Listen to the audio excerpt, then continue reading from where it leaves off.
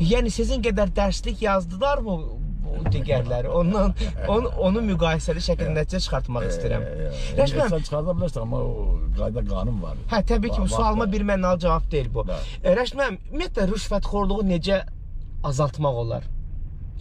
Əgər məmurlar rüşvət almasa, mən sənə bir şey deyim də, bizdə Əhməd Ağaoğlu olur. Bəli, bilirəm.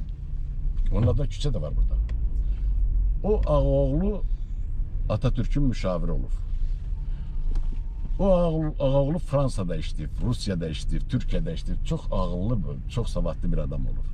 1907-ci ildə Zərdabi öləndə cənazəsinin üstünə gəlir.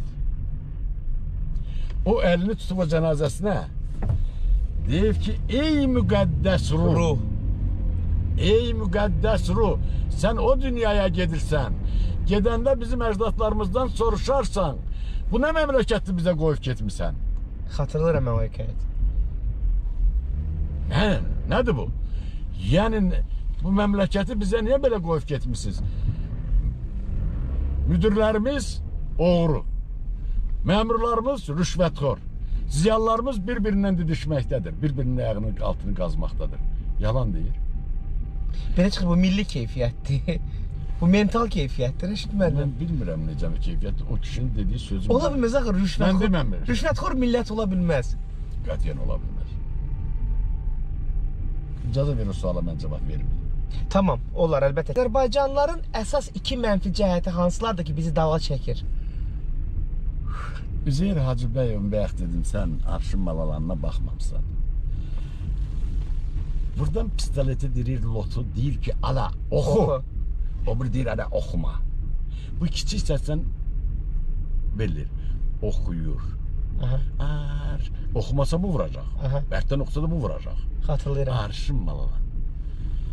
Yanından bir qoca Rus arvadı keçib, burası da yarıq. Matişkiyə bax, ala. Qoca deyildi.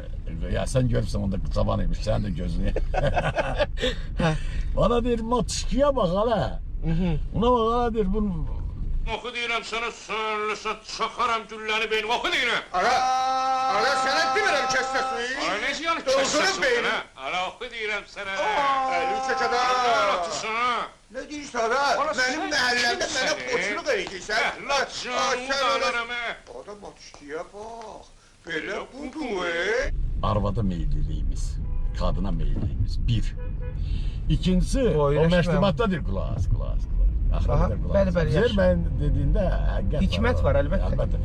İkincisi, deyir, ala məştubat, 50 manat ver, onu məhkəməyə verim. Deyir, yox. Ala, 30 manat ver, qəzetimdə biabirlim. Deyir, yox.